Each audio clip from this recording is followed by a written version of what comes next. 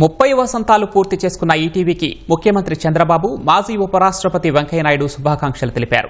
తెలుగు ప్రజలకు వినోదాన్ని, విజ్ఞానాన్ని పంచుతున్న ఈటీవీ భవిష్యత్తు మరింత ఉజ్వలంగా ఉండాలని ఆకాంక్షించారు. తెలుగుంటి ఛానల్ ఈటీవీ ప్రారంభించి 30 సంవత్సరాలు పూర్తి చేసుకుంది. ఈ సందర్భంగా మేనేజ్మెంట్కి, సిబ్బందికి, ప్రేక్షకులందరికీ కూడా అభినందనలు, శుభాభినందనలు, కంగ్రాచులేషన్ తెలియజేస్తున్నా. ఒక విధంగా ఈటీవీ ఇచ్చేది వినోదాన్నే కాదు, విజ్ఞానాన్ని, మన సంస్కృతి సాంప్రదాయాలు, మన నాగరికత, భవిష్యత్తుకు ఏ విధంగా ముందుకు పోవాలనో దానికి నాంది పలికే పరిస్థితి వచ్చింది. రామోజీరావు గారిని చూశాను.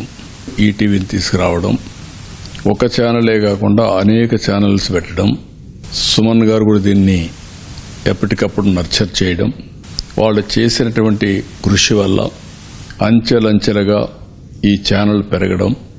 ఈరోజు ప్రతి ఒక్కరు కూడా తెలుగువారు అనేవాళ్ళు ఎక్కడున్నా ప్రపంచంలో రాత్రి 9 గంటలకు న్యూస్ చూస్తే పరిపూర్ణంగా సమాచారం అందినట్టు భావించే పరిస్థితి తీసుకొచ్చారు. ఇది ఒక చరిత్ర.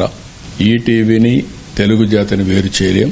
ఈ రెండు కూడా ఈ విధంగా ముందుకు పోతున్నాయి. కాబట్టి మొత్తాన్ని అభినందిస్తూ best of luck, congratulations. ETV 30 వసంతాలు పూర్తి చేసుకున్న సందర్భంగా ఈటీవీ యాజమాన్యానికి, సిబ్బందికి, కార్యనిర్వాహకులందరికీ నేను హృదయపూర్వక శుభాకాంక్షలు అందజేస్తున్నాను. ఈటీవీని రామోజీరావు గారు కొన్ని విలువలు, సత్యానికి దగ్గరగా, సంచలనానికి దూరంగా, జనాలకు మార్గదర్శకంగా సక్రమమైన సమాచారాన్ని అందించడంలో ఈటీవీ ముందుంది.